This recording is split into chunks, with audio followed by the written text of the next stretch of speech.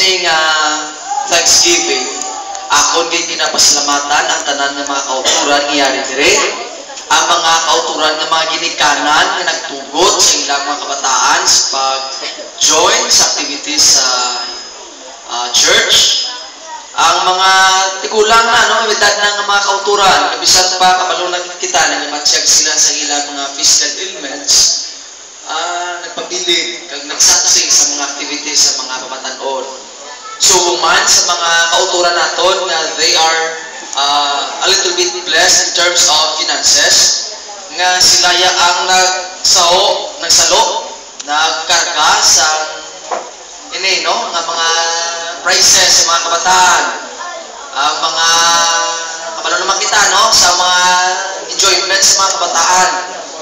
Tagaan mo na sila yung bisan ultimo baratoon nga pagkaon basta makita nimo sila ang kalipay nga ilang ako, no.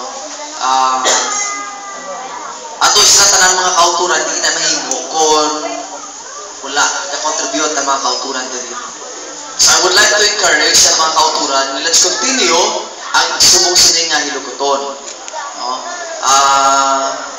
Ato tingwaan ang sunod natin nga Thanksgiving, no, kuna ato tanawon gani gina nag-mention gina si Daddy, no, nga ang congregation sa Bacolod kapila na mag-transfer, no. It comes again to my mind nga what if after sining nga lugar we transfer sa permanent place na sa Bacolod, Metro Bacolod Church of Christ. Kaugalingon naton nga property, kaugalingon nga duta, kaugalingon nga kapilya. Would it be encouraging exhorting para sa tatanan nga later on ang aton niya ginahiwatan sa aktibidades naton property kag kinakaugalingon nga propiedad sa iglesia? Ginamahimo kung kita nga mga huling tubo magatingwa kita.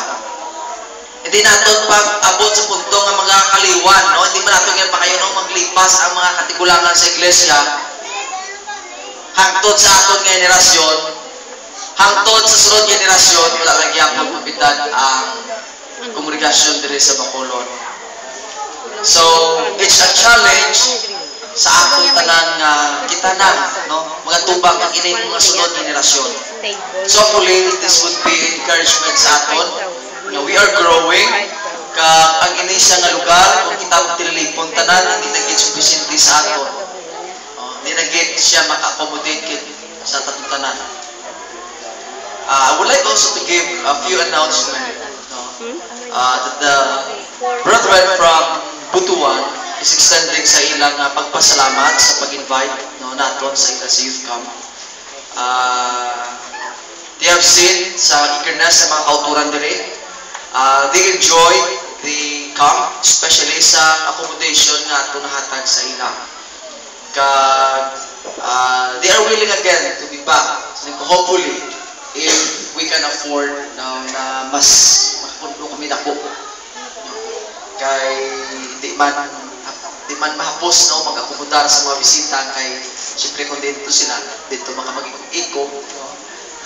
Bisa sa hindi na natin siya ng gasto sa gasolina, ako na. No? So, pero sila nagpasalamat, no, mga kauturan dito. Ang aton nga calendar of activities for the next is April 5. Amo na siya mga kauturan ng family camp.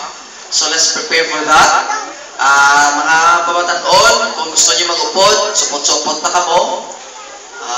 So, man, sa mga professionals, support na kita, also with professionals could be also to help sa itong mga less fortunate. Amo na siguro, no, next Sunday, we'll just have our meeting. May wala na kita enough time para sa ating meeting. So, ginapasalamatan kinantanan, iyari dire.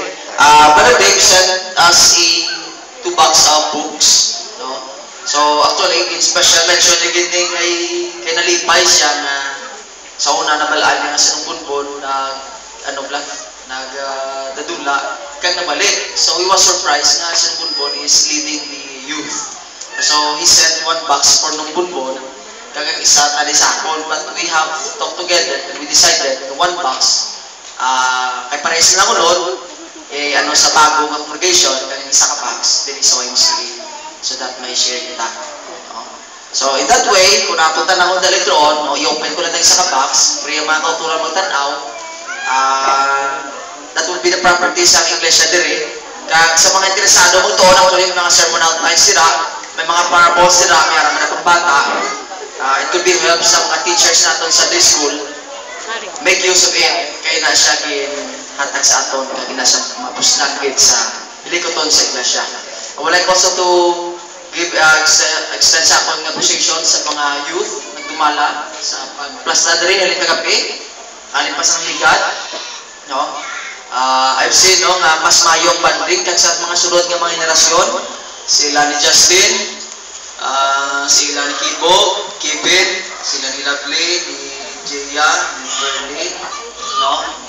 Kita na ko nung umayo ang ilang relationship, no? Continue nga inyong kay hindi makapit sa amon may edad na. So mas mayo na kami ara ka mga grupo nga mo sila, no? So let's charge them, kita nga makampo, encourage nato sila kay sooner or later sila ang next in line, no, sa pagdumala sa iglesia, no?